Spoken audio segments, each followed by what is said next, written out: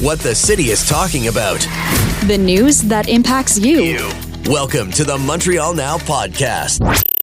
Fair to say, I'm just looking at the story again now and trying to understand how big a deal this is when as it applies to Canada. So the chances are in the months since Donald Trump came into power, you've probably heard the word potash mentioned more than you ever have before. It's funny because in Canada, this is big, big business, but I never realized just how big it is compared to, or at least when it comes to do with the United States, because they're, of course, our biggest export market. And now it's one of those things that's being sort of tossed around here as to whether it gets tariffed, doesn't get tariffed. So we thought we'd try to find out more. Corey Rosenbusch is CEO of the Fertilizer Institute, an advocacy group with a mission to empower the fertilizer industry. And he is actually, as we speak, I think, in Washington, right? Yep, that is correct. Okay. Hey, good afternoon. I am on Capitol Hill as we speak. I just stepped out of a meeting with our House Ag Committee leader. So explain, trying to understand, as I said earlier, what's going on, what's tariffed, what's not tariffed is difficult enough. But when it comes to potash, when it comes to Canada, it seems we have a little bit of power here. So what is the situation as it stands right now? Well, potash is one of the most important crop nutrients, obviously nitrogen, phosphate being the other two. And when it comes to the American farmer, we depend heavily on potash from Canada. Canada is the world's largest producer of potash, and 87% of the potash that we import comes from Canada, mainly from potash mines in Saskatchewan. And so the conversation around tariffs really spooked a lot of growers going into spring planting season, and it's been a bit of a whirlwind the last month.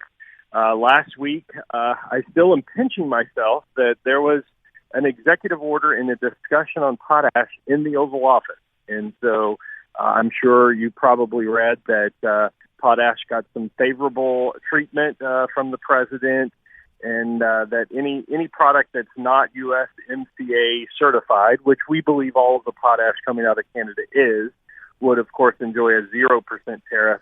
And if it was not, potash would be 10%, which is significantly less than the 25% tariff currently in place for all non-USMCA compliant products. I know that's all very confusing. It is. Frankly speaking, the industry is trying to figure it out. So, let's try to explain this to people listening. The idea that, if it's outside of the USMCA agreement, right?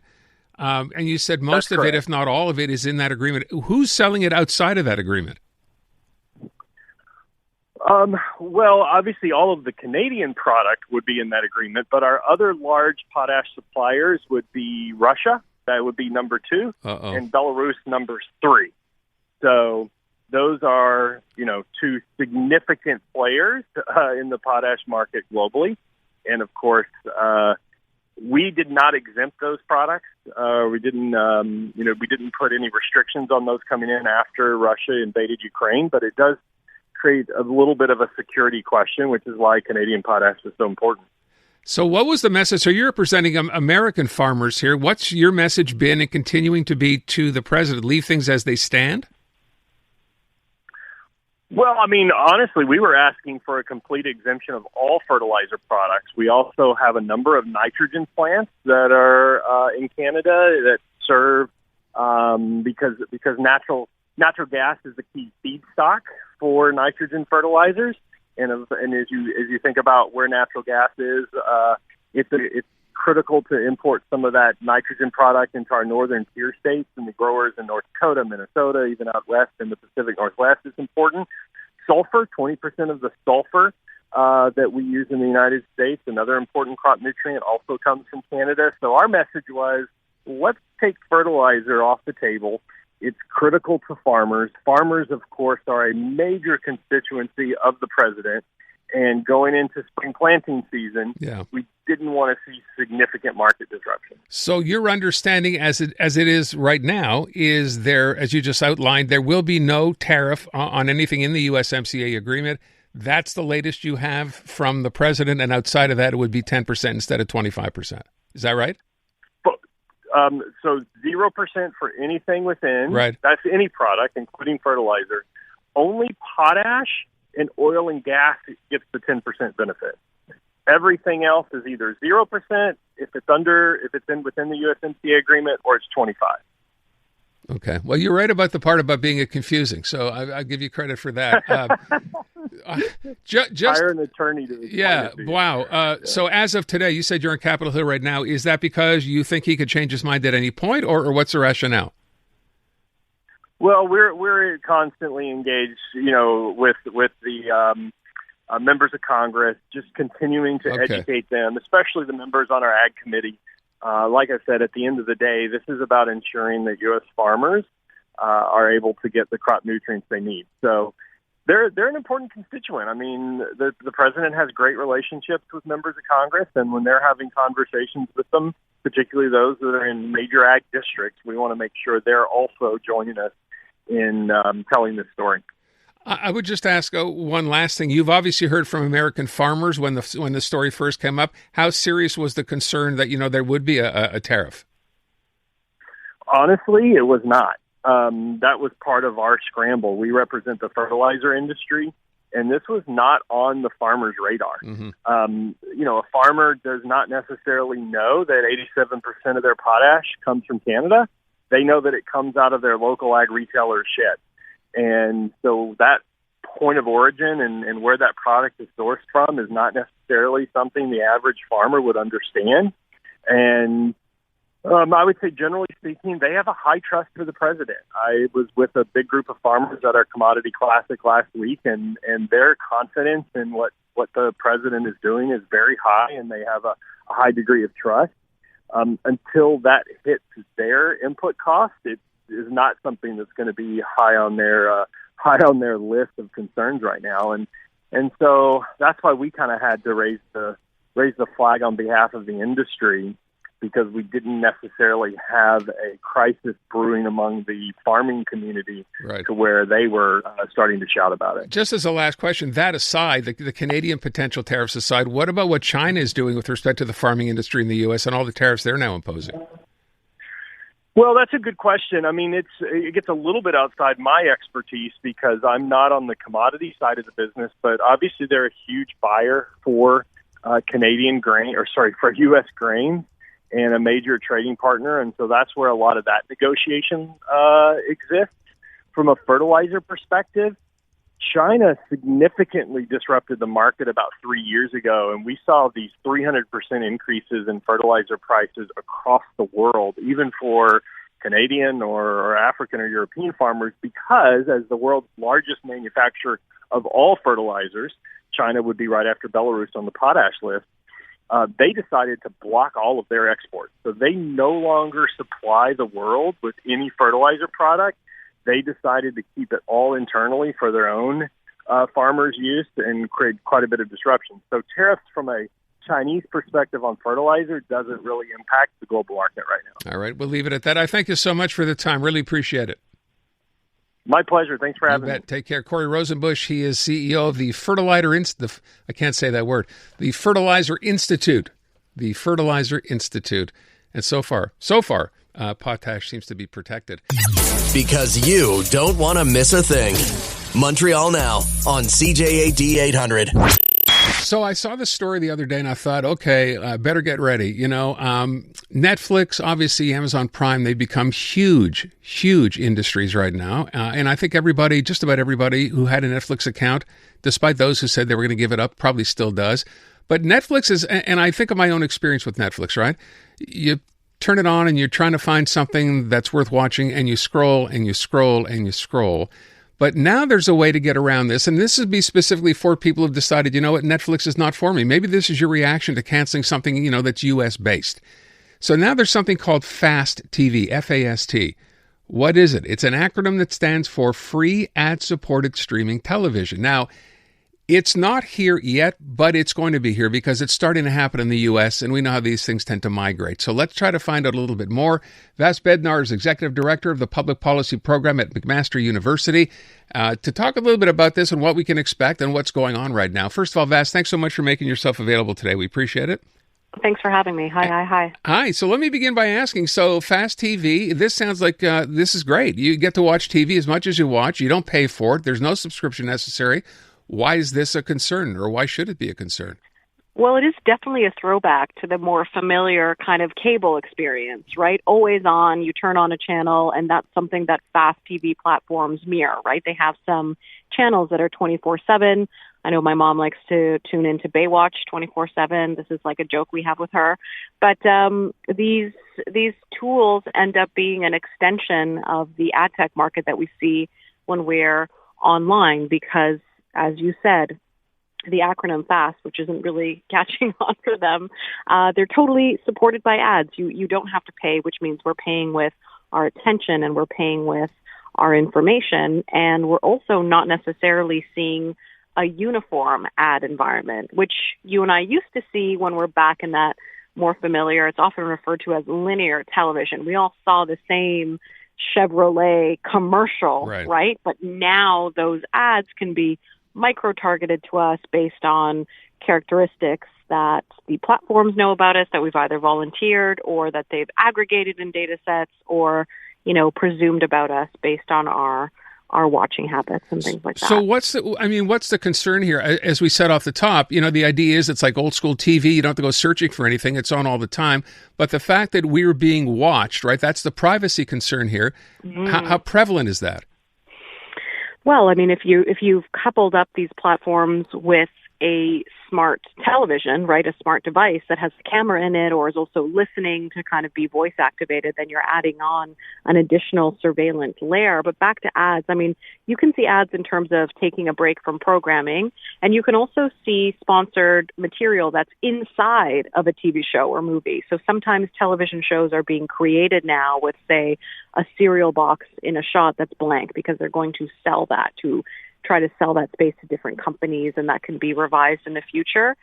It's partially a concern due to the unknowability, right? So political ad campaigns can also micro-target commercials to us, whereas we tend to see, say if we all tune into the Super Bowl, right, and a politician has purchased an ad, we're all going to see the same one in a cable context, right? But with this new kind of micro-targeting, we can see misinformation, false information perpetuated, just like we see that kind of noise and slop online. And that political element is one very real risk of these devices. Yeah, I read somewhere in one of the stories that obviously political campaigns are going to spend, I think it was over $1 billion using these, sort of methods to reach eyeballs.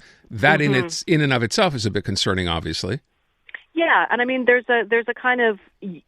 a view you can take that says, oh, well, this is very efficient in terms of ad spend, and you want to be able to target messages, sure, but we don't have high enough transparency or disclosure thresholds for those sorts of things. The CRTC is engaged or just wrapped up actually a public consultation where they're also thinking about kind of surveillance in TV and streaming and video games. So though I say in my piece that Canada hasn't had a similar conversation to what's, some of the policy, very rich and more prominent policy conversations that have taken place in the U.S., they are still, we're not totally blind to it. It just, we haven't really come out in terms of what our position is.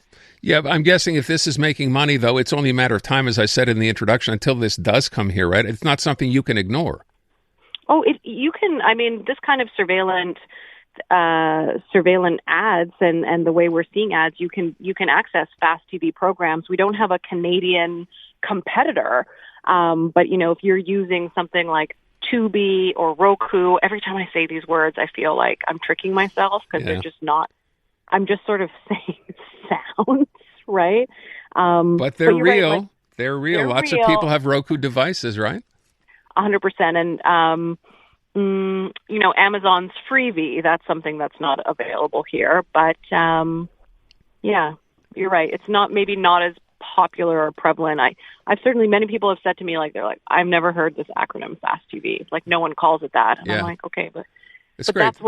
That's what this is good. So now we have something beyond your speaker, your Google speaker, your Amazon Alexa listening to you as well on your TV set, assuming you have a smart TV. And of course, there are more of those being sold now as time goes by as well. So maybe consider that. I would point out the other thing in this, which is the fact that Netflix is not immune to this, right? They realize this is going on. I see they're starting to do more and more live programming as well. They know this is a potential, another big audience for them. Oh, totally. I mean, and that's kind of, it can be really nice to have like a common cultural moment, right? But right now through Netflix, what is that? Through watching wrestling, right? Or live comedy shows. But again, Netflix knows a ton about us, right? You and I will see probably slightly different movie trailers calibrated on what our interests are. It'll tell us kind of a different story, our preferences. But Netflix, of course, tracks, if they can, what we gaze at, but how long, when we tune out of something, how long we're watching, what we're like. Again, lots of that is from what's on the platform. But think of what Amazon Prime knows about you. Amazon Prime could basically say to an advertiser, yeah, we kept showing Vass that Fruit Loops ad, and we know that through her Amazon Prime, 3 days later, she bought like a jumbo box of Fruit Loops. It's getting scarier by the minute. Cool. Okay. It's scary and it's cool. It's sort of fascinating, but it feels dangerous because we're also just not really being clear about what the bargain is when it's free TV. And we're finding all that after the fact, which is probably for some of us a little too late. Hey, this is fascinating. Vass, thank you so much for your time. Really appreciate it. Cheers. Thanks for having me. Take good care. Bye, so there you go. But that piece, by the way, is in the Globe and Mail if you're curious. Someone just texting in saying, hey, a lot of people are watching on these devices right now, right? Whether it's Pluto TV or Tubi TV, if you want to get away from subscription-based television, it's out there. And I'm sure there are plenty of Canadians on top of this. The very latest news, reported and discussed. Welcome back to Montreal Now on CJAD 800. Chris, I want to start by talking about what we now know today. Tariff threats for one thing. Those tariffs are now in effect, at least for aluminum and steel, which has, I'm sure, a lot of people who were worried beforehand now really worried about what happens, let's say, with respect to a job, for example, or home prices if they want to sell or move. So let's start with that. Let's say your business is directly affected. What should you know about tariffs in your job? What if you're laid off, for example, or you end up in what's called a work sharing program? What do you do next? Right. So, you said some really key points there about if your company is directly impacted or not. But what I'm seeing and what I'm hearing and some of the discussions we're having is that companies, if your company does business and is not directly impacted by tariffs, well, you might have customers that buy from you that might be, and there might be at risk for defaulting on their payments to you. So there's a lot of ripple effect when you have these tariffs come in and you change the rules of how things are going. If you add 25% to your cost at any level, it has a substantial impact. So what I'm seeing and what we're hearing is, and this is not just small companies and medium companies. You've seen the big banks in Canada. They've increased all of their provisions for credit losses. They're preparing. They're storing money. They're preparing for what they believe to be a lot of defaults on lending and credit lines and mortgages. So that's what they're preparing for. Whether it's going to come to fruition or not, no one knows, but they're preparing for it. And what companies are also doing is they're preparing to try and get leaner through these tough times, not necessarily just because it costs more for them to bring something in from the States or because they might lose out on potential sales to the U.S., but what they're seeing is the business community in general, people that they deal with on a day-to-day basis, they might have a hard time. And if they have a hard time paying their bills, well, that indirectly affects companies. So we're seeing, the federal government is coming out with a whole bunch of programs, like you mentioned, the work sharing program. This is where a company says, you know what, I don't want to lay off my employees, but I don't have enough work for them to do the 40-hour work week. If I take a group in a department, let's say my marketing department, and I have 5 employees there, well, what I'll do is I'll give them 60% of their work, and then the other 2 will get subsidies from the government as if they were on unemployment. So there's new programs coming out, and there's new subsidies coming out to help companies. But if you are an employee at a company right now and you're worried about things, just understand that there is a lot of moving parts, and you might have to sit down with HR and you might have a conversation about, how stable your job is and what they're looking at. So that's not something you should be worried about. You should, actively be involved in those discussions, but it's possible that it will come. Companies are trying to not necessarily just become a solvent or insolvent, but they're trying to prepare themselves for a tough time. And that means maybe reducing their overhead and maybe becoming a little bit leaner, not necessarily because they're losing money, but they want to be able to weather the storm.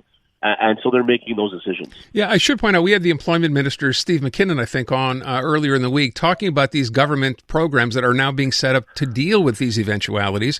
So you should obviously be aware of that, or I'm sure your employer would be aware of that, because there's a backstop here for people who are going to be affected.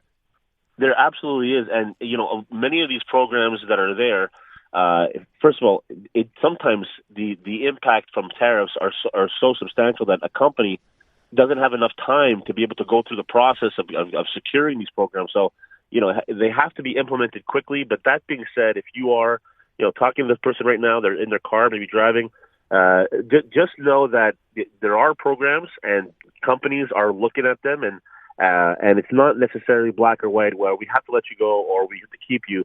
There are some gray zones where companies can combine with subsidies from the government to keep people on board and weather the storm. So let me move from that to the issue of homes. So we had interest rates. We had the Bank of Canada today, again, cut rates. We're 2.75 today, which I guess for a lot of people might inspire them to get back into the housing market. So I know I can't ask you if it's a good time or bad time, but if that's something you're considering, what's the suggestion here? Right. So from a legal perspective, because I really hope people understand, anytime you have volatility in the housing market, so I read a report where homes between a certain price, I think it was like 400 and 700, people are actively searching those homes, and there's multiple bids on those homes already, probably because they want to maybe downsize a little bit to try and deal with the new economic circumstances. But anytime you have volatility, you have interest rates dropping fast and furious. They say we're going to be, the Bank of Canada is going to be at maybe 2% before the end of the year. There's a lot of cuts coming. And there's a lot of inventory, and people are looking to sell.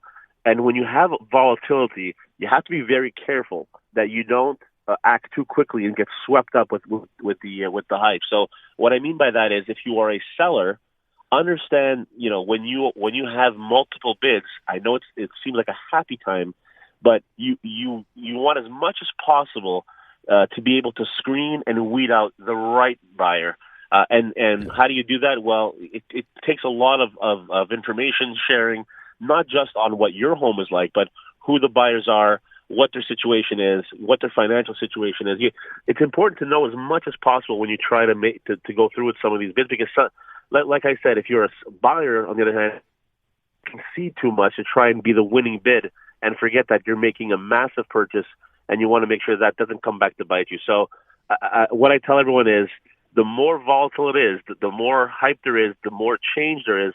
That's even more important for you to make sure that you stay grounded and that you cross all your T's and dot all your I's, because that's where mistakes usually happen. When when housing is down and it's cold and prices are stagnant, there's no rush. People have time to make nice, clear decisions. There's no rush, and we see less of these things. But again, my advice is, if you're going to go into the market now and you're seeing already that there's increase in offers and there's 3 or 4 or 5 bidders on a house, be very careful.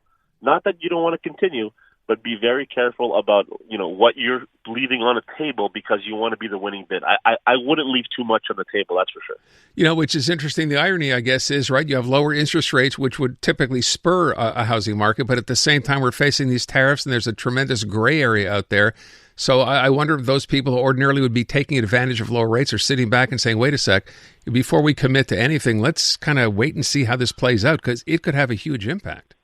It can definitely have a huge impact. And, you talk about interest rates. So the price, people always look at what their monthly payment is. So a rate goes down, monthly payment goes down. But usually there's a give and take. The more the rates drop, the more prices go up. So it's not necessarily the case where, because my interest rate is lower, well, then my payments can be lower, because you have to consider both. But to your point, there's a lot that can happen. And whatever the situation is today could be different 6 months from now. And I'm not trying to, persuade everyone to stay out of the housing market. But that's the reality, right? Right. Yeah. You just have to understand risk. And risk is something that you have to put a dollar value on. And the more risk you take, well, the better price you should get. And the less risk you take, well, you're probably prepared to pay a little more money because it's low risk. But you have to put a dollar value to risk. Because you don't want to miss a thing. Montreal Now on CJAD 800. All right, let's take a look at the week in tech. We are joined by Carmi Levy, CTV tech analyst. And Carmi, I guess we have to start. Even this, tariffs apply into tech.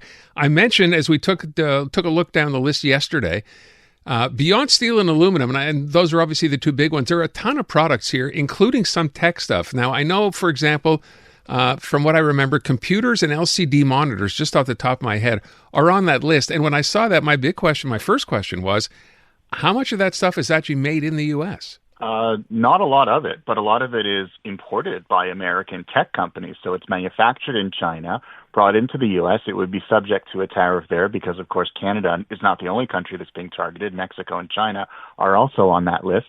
And then those American companies warehouse the equipment and then provide that to Canadian retailers and online retailers. So it's almost like a double whammy, and it means there's upward pressure no matter where this stuff comes from on prices here in Canada. Then, to make a bad situation worse, the Canadian dollar has been swooning in recent months because of all this uncertainty. So we're already seeing upward pressure on prices because of the currency differential. So take your pick, but bottom line is even if it isn't specifically on the list, and this latest list of retaliatory tariffs that Canada has slapped on the U.S. does include, as you mentioned, computers, monitors, as well as server technology.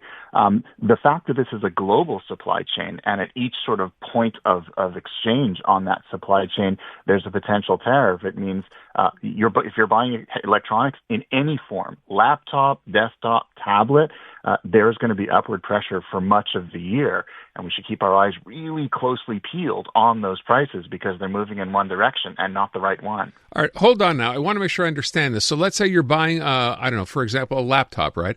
And it's made in China, South Korea, whatever. I would still pay, that would be tariffed if it has to go through the U.S. or warehoused by the company there. Pick a name, Acer, for example, because it's coming through a U.S. warehouse, even though it's manufactured in a different country, not in the U.S. Is that right? Yeah, a lot of it depends on how the company, where the company manufactures it, how they bring it into the Canadian market. The Canadian market isn't large enough to, in many cases, warrant having direct imports from factories overseas. In many cases, it does go through the U.S. And so we don't, of course, manufacture any of this here. So we're kind of at the whim of this global supply chain that now finds itself in flux because of what this trade war that was ignited by the Americans. It's going to cost us one way or the other. Take a look at some of your electronics. Many of them, for example, I'm using a MacBook Air right now. It's made mostly of aluminum. Well, it's mined in Canada, but it's refined in the U.S., and it probably crosses the border a few times along the way. That's going to make life more expensive no matter what Apple's supply chain looks like, which means your laptops are probably going to get more expensive over time, too. So based on that, I guess the advice of if you're planning to buy, if you're in the market, sooner rather than later is not bad advice. Exactly. Don't wait because there's nothing on the horizon that suggests prices are going to go down. There's everything on the horizon that suggests they're going up. Buy soon or you're probably going to pay more. Let me move on to talk about this other story, which I was not aware of. Donald Trump axing staff, AI staff, and research funding. I thought he was all in on AI. Oh, he says he is. Project Stargate, that $500 billion investment from some of the major AI companies, and certainly he wants the U.S. to be perceived as a global AI superpower. But at the same time, he's going through part of this Department of Government Efficiency that Elon Musk is leading.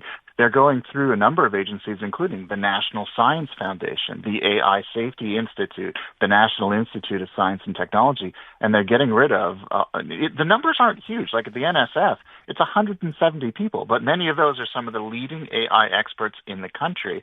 And these are the folks that do the fundamental research, that come up with the safety protocols to make sure that we're all protected if AI goes off the rails. And so, and the NSF, of course, they were responsible they provided seed funding to Google for their original algorithm. When OpenAI was developing ChatGPT, they gave them the resources to build the building blocks for chatbots. So they do a lot of that fundamental research, including safety, and all of that is going away, which means the adults in the room, to make sure that the tech gets developed and it gets developed safely, they're all losing their jobs, and they're going to leave all of that up to the companies themselves. So OpenAI and Microsoft and Google and Amazon are going to decide what safety should be, and the government isn't going to be leaning over their shoulders with rules and consequences. So guess how that's going to go? It means that AI is probably going to be developed more quickly, but also with less safety. Wow. And by the way, when you talk about more quickly, it's like every other day or every other week, there's some new, AI model that's out there. We started with ChatGPT. Now we have Perplexity. Every other sort of company out there is getting into this biz as well. And it's, I mean, at the end of the day, it's good for people, but you're right. If there's no sort of oversight here, there is reason for concern. Yeah, every technology comes with, a good side and a dark side, right? And usually what governments do is they try to come up with the right kinds of laws, the right kinds of rules, and the right kinds of enforcement regimes to make sure that we balance that. We allow innovation, but at the same time, we prevent the kinds of disasters that would potentially kill people or damage the economy or whatever. And of course, with AI, those worries are particularly amplified. The risks are probably more significant than with other technologies that we've seen previously. So we really do need to have those frameworks in place. Canada's been investing in them. And certainly some of the leading AI researchers in the world, the Nobel Prize winner, Dr. Jeffrey Hinton, comes from here. Yoshua Bengio, who won the Turing Prize, he leads the Mila Institute right here in Montreal. So we're a center of AI excellence, and our AI experts are watching what's happening in the U.S. and saying, this is going to be a problem. The U.S., the adults are leaving the room in AI, and that's going to become a global problem that's going to make all of us less safe.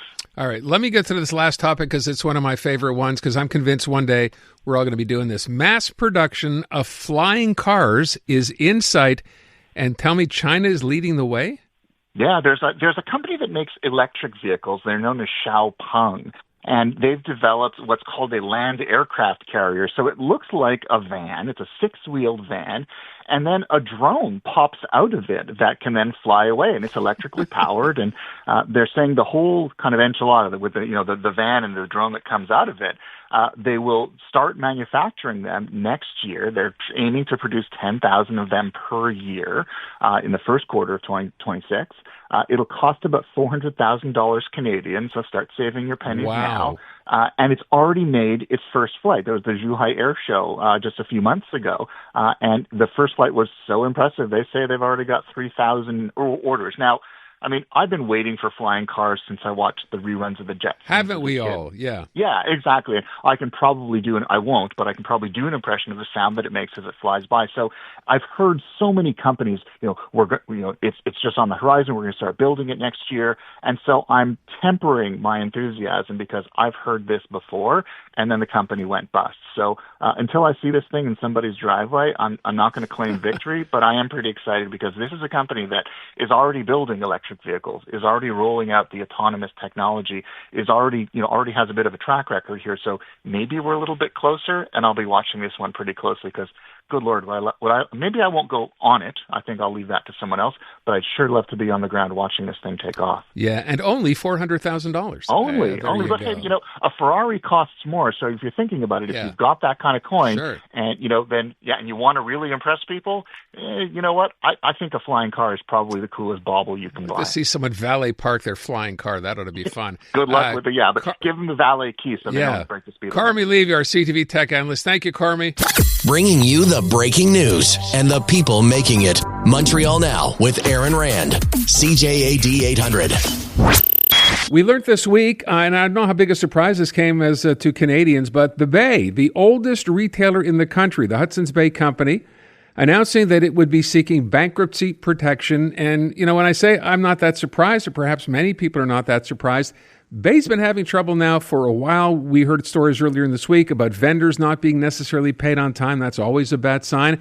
So we thought we'd try to break it down a little bit to find out, first of all, how we ended up in this situation and possibly what's next.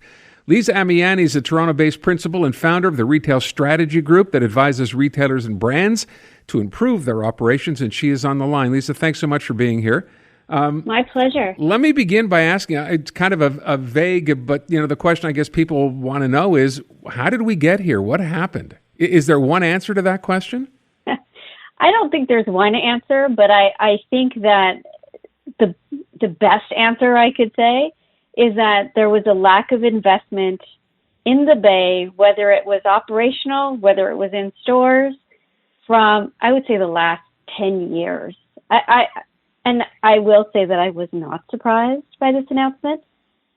So when you say not surprised, by virtue of what you just described, or for other reasons as well? Oh, by virtue of what I just described. And I would say that from a customer point of view, as well as a retail expert who, I visit stores almost every single day, and I work with global retailers as a merchant for 20 years. So understanding that in-store experience and what is best in class, I think, is something that I look at as I walk through the Bay as well as other retailers. So is part of that, as you describe it, the fact that they have not kept up with times? I mean, if you look at some of the major department stores, what you've seen is, I know for lack of a better description, boutiquing of some stores, taking areas, things that you ordinarily wouldn't find at a department store, and those brands moving into those boutiques within the store. Is that part of the Bay's problem, do you think? Is there stuff just too accessible everywhere else? No, I think that the product mix is absolutely part of this. But I do think that the merchants, the buyers that actually buy the product that goes into the store, they're still buying product. There is, some really great stuff in there. The challenge is that as a consumer, we have so many more choices than we've ever had. From online shopping at Amazon, at marketplaces on Shein and Temu. And we also have specialty retailers as well, right, in Canada. And then we also have other department stores in Canada. We have Holt Renfrew, we have Simons. Simons is expanding, right? It's almost like Simons is taking some of this market share, and they will, as they grow and scale in Canada, especially in Toronto. Now, what I'd like to add here is that the customer experience is what sets many, many retailers apart, no matter what size of store you're shopping in. You could shop in a gigantic store or a small, tiny store. The fact is, if your customer experience is lagging, which means escalators are not working, doors are closed, hours don't match mall hours, these are things that impact the customer experience. And this is the reason, a big reason why I'd say Hudson's Bay has been on the decline for maybe a decade. Would it be fair then, as I hear you describe some of those things in the customer experience, the idea of having to go find a salesperson in a store, I imagine that contributes to it? Oh, it absolutely does. And this is what I call retail 101, right? You have to have product, you have to have marketing, you have to have storytelling around visual merchandising so that it's delightful and enticing when the customer does want to buy something. And then you need to have sales associates on the shop floor. That is an absolute must. I will tell you that I was in the flagship store on Sunday. This is the best of the best store. It's supposed to be, right? I think I maybe found one or two salespeople that didn't work directly for the brand and were part of the Bay's staff on the sales floor. And it's a gigantic store. Mm-hmm. So that's shocking, right? Well, so let me go back to something you just said. This idea, you talk about Simons, which we know well here in Quebec. I guess the question would be, what did they get right that, of course, the Bay got wrong? You mentioned some of those ideas as far as customer experience goes. Is the mix of product a part of this as well? Oh, it is. And it's almost like, I like to call it the trifecta, right? We have product, we have marketing, and then we have that in-store experience. And all of that has to work together. The thing that Simons does really, really well is they tap into the community and they localize their stores. Now, I know Simons, it's quite a large store, so they have this great product mix. They capture customer feedback and what we like to call in the industry as insights as they build out those product assortments. But there's also this localization that happens in the store, whether it is getting local artists within the community, how they use architecture and store design to delight the customer. All of these things contribute to this customer experience, which is the thing that entices the customer to actually open up their wallet and spend that money in the store. Simons really, truly does check all of those boxes. So I guess I don't want to run out of time, and I want to get to the big question here, which is this it for the Bay as far as you're concerned? Is there a white knight who will swoop in and pick up the company and close some of the non-performing stores and keep the brand going? And I ask this, of course, because people know other stores like this Sears, Toys R Us, JCPenney, Nordstrom, all in the same business and all pretty much disappearing. So is this the end for the Bay, do you think? I think it could very likely be the end of the Bay. Unless, like you called it, a white knight comes in and someone saves the day. Even if someone comes in and purchases the Bay, they would need to have a really good understanding of the department store landscape, how it has changed and evolved, because the customer is evolving, so the store should evolve, right, to match that. And I think that they will still close stores. Ideally, what I'd like to see is somebody does come in, they buy the Bay, they understand Canada, they understand retail, and they keep a handful of stores and invest in those stores and, for lack of a better word, just get rid of underperforming stores, because that's almost weighing them down as they look for profitability. So keep a few stores open. That would be great. Keep their marketplace open. Revamp that also, because, I think that could use a bit of work. And I think that's what customers really need. They need a destination. They need a community center centered around retail for them to shop at, but also have experiences in, events in, maybe add hospitality. There's a lot of things that could help the Bay succeed in Canada. All right. And we leave it at that. I thank you so much for your time. Very much appreciate it. Yeah, no problem. This has been the Montreal Now podcast. Listen live on your radio weekday afternoons from 2 to 6 on CJAD 800 or through the iHeartRadio app.